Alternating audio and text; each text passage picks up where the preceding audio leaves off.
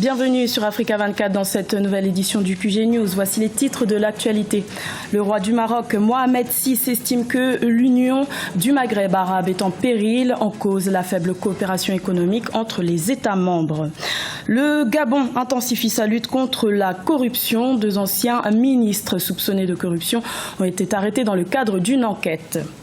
L'Égypte accède à la finale de la CAN 2017 de football en battant le Burkina Faso. Nous ferons le point sur cette compétition avec notre journaliste sportif, José Douglas.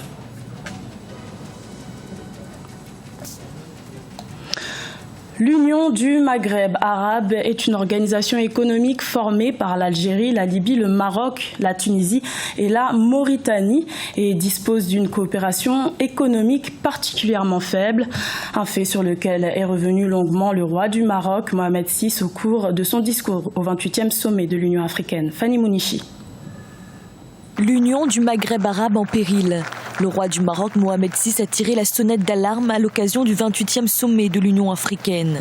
Le souverain chérifien est revenu sur ce qu'il estime être l'échec de l'intégration économique au sein de cet espace sous-régional. Nous constatons avec regret que l'UMA est la région la moins intégrée du continent africain, sinon de toute la planète.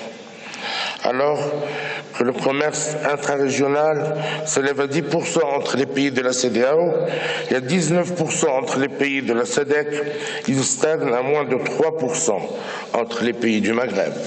Lancé en février 1989 à partir de Marrakech, l'UMA s'était donné pour objectif d'unir les pays du Maghreb sur tous les plans et de favoriser la libre circulation des personnes et des biens.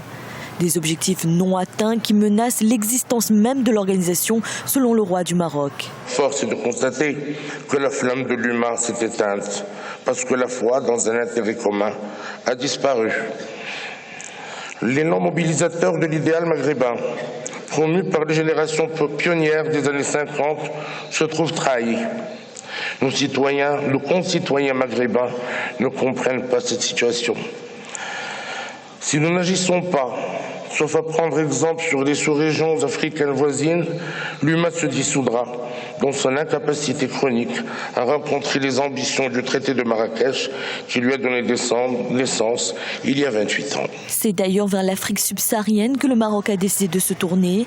Après ce retour acté au sein de l'Union africaine, le roi Mohamed VI a démarré une nouvelle tournée africaine, avec comme première étape le Soudan du Sud. Depuis janvier 2017, les autorités gabonaises traquent les responsables politiques présumés de détournement de l'argent public. 2 anciens ministres soupçonnés de détournement de fonds ont été déjà écroués dans le cadre de cette opération. Reportage de Douglas Toutoum. Depuis le 11 janvier 2017, le gouvernement traque des responsables présumés des détournements de l'argent public durant le premier mandat du président Ali Bongo Ondimba. Les enquêtes lancées dans le cadre de cette opération dénommée Opération Mamba ont permis l'arrestation de 2 anciens ministres, Magloire Gambia et Dieudonné Ngoubou.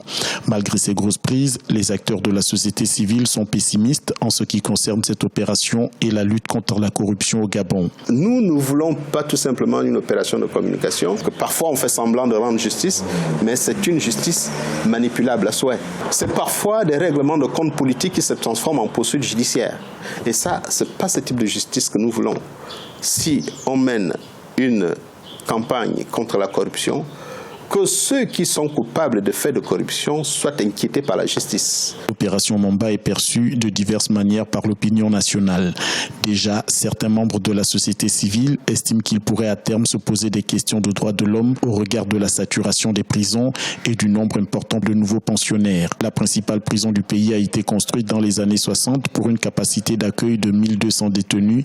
Elle compte plus de 3000 à ce jour. Nous espérons tout simplement que chaque prévenu aura accès à la justice et que le droit sera lu et que ce ne serait pas des règlements de compte et que si effectivement le gouvernement a la volonté d'aller dans ce sens, j'inviterai le président de la République à construire les prisons parce que c'est la quasi-totalité des hauts cadres autour de lui-même et autour des autres départements qui seront arrêtés.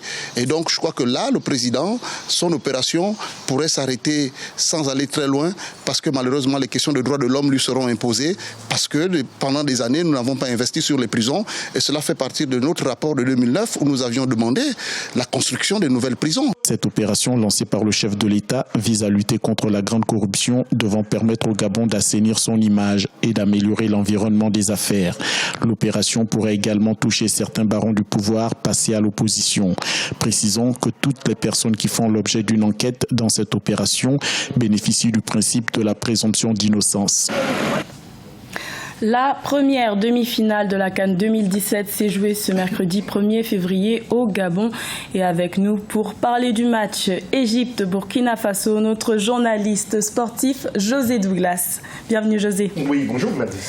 Déception pour le Burkina Faso qui sort de la compétition, probablement suite à une erreur dans les choix du staff technique. Oui, tout à fait. Donc avec un premier but, nous allons d'abord voir ces buts. Mohamed Salah pour l'Égypte, égalisation d'Aristide Bansem pour le Burkina, et ensuite les prolongations avec le tir au but raté pour le gardien burkinabé Hervé Kofi, et puis le milieu offensif Bertrand Traoré, l'un des cadres de l'équipe qui propulse les Pharaons en finale de cette CAN. Mais c'est vrai, Gladys, on peut s'interroger pourquoi faire tirer justement un penalty par le gardien qui devrait plutôt se concentrer sur son but, et Bertrand Traoré, lui qui échoue.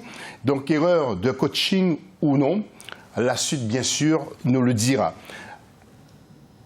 Voilà donc sur ces images de Burkina Faso contre l'Égypte. Si vous avez vu le gardien qui courait vers ses coéquipiers. Cézine Apom, ancien joueur justement et coach du Burkina Faso, analyse pour nous ce match et nous parle aussi de Bertrand Traoré, le milieu offensif. Aujourd'hui, vraiment, on a fait un très grand match. Dès l'entame du match, aujourd'hui, on a vu une équipe du Burkina conquérant qui était sur tous les ballons. On a fait un pressing très haut qui a poussé l'équipe de l'Égypte à jouer très bas, qui ont défendu les 90 minutes très bas.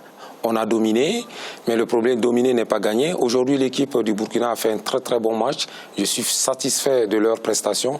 Mais malheureusement, le tir au but, je n'ai pas compris comment ça s'est fait, que le gardien il a pu aller tirer, vu même l'expérience qu'il avait et puis la pression pour ce match, pour la qualification des demi-finales. Je ne sais pas comment ils ont composé la liste et je connais les uns et les autres, je sais comment ils sont au niveau des tireurs et je sais que beaucoup d'entre eux sont des très bons tireurs. Je pense qu'ils n'ont pas pris leurs responsabilités et ils vont beaucoup regretter ça au niveau des cadres de l'équipe. Bertrand Traoré, il a fait un bon match. Le problème de Bertrand, comme je dis toujours, c'est un petit que j'apprécie beaucoup et qui a le talent. C'est l'un des meilleurs de sa génération. Ce petit, il peut aller très très loin et c'est lui qui peut nous décanter à tous les matchs. Mais aujourd'hui, je ne sais pas s'il avait un coup de fatigue, il n'arrivait pas à accélérer son jeu, il n'arrivait pas à faire ce qu'il voulait et vraiment ça nous a beaucoup fait du mal quand même. Si Bertrand est en forme, l'équipe va tout compte. Mais en ce moment, c'est Nakoulma qui s'est relevé au niveau de l'attaque très dangereux. Et puis justement, un petit rappel avec le tableau qui va suivre. Donc je vous rappelle, mercredi 1er février à Libreville, Burkina Faso, Égypte, 1 but partout, au temps réglementaire et 4 pénaltys à 3 pour l'équipe d'Égypte. Et puis ce jeudi, Cameroun, Ghana, ce sera Franceville, Gladys. Justement, jour J, ce jeudi 2 février pour le Cameroun et le Ghana qui disputeront une place pour la finale.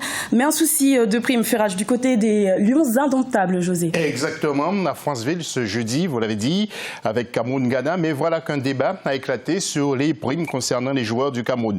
Les coéquipiers de Benjamin Moukandjo sont un peu en colère et se plaignent du système de hausse dégressive des primes qui prévoit 12 millions de francs CFA, pas d'euros, mais de francs CFA pour une place en quart de finale et 3 millions pour une place en demi-finale. Donc 9 millions d'écart, si vous avez fait le calcul. C'est plutôt dégressif et les joueurs ne l'acceptent pas. En plus, il y aura 11% de taxation sur ces primes. Comment les joueurs vont-ils justement aborder ce match à 19h GMT? C'est la grande question, à condition justement de calmer les esprits avant même l'entraîneur Hugo Brousse et monter au créneau du jamais vu. Quant au pronostic de ce match, je vous laisse écouter l'un de nos éditorialistes, Saïd Hafizi. Ce match-là, je le vois avec une équipe du Ghana ultra expérimentée, systématiquement présente dans le dernier carré de cette compétition africaine. Une équipe qui se connaît vraiment beaucoup. Ensuite, cette équipe du Cameroun, beaucoup de défections, groupe très solidaire qui va vraiment batailler. Léger avantage quand même à cette équipe du Ghana qui, pour moi, peut battre cette équipe du Cameroun, mais si elle hausse son niveau de jeu, sinon le Cameroun peut la surprendre. Léger avantage à cette équipe du Ghana.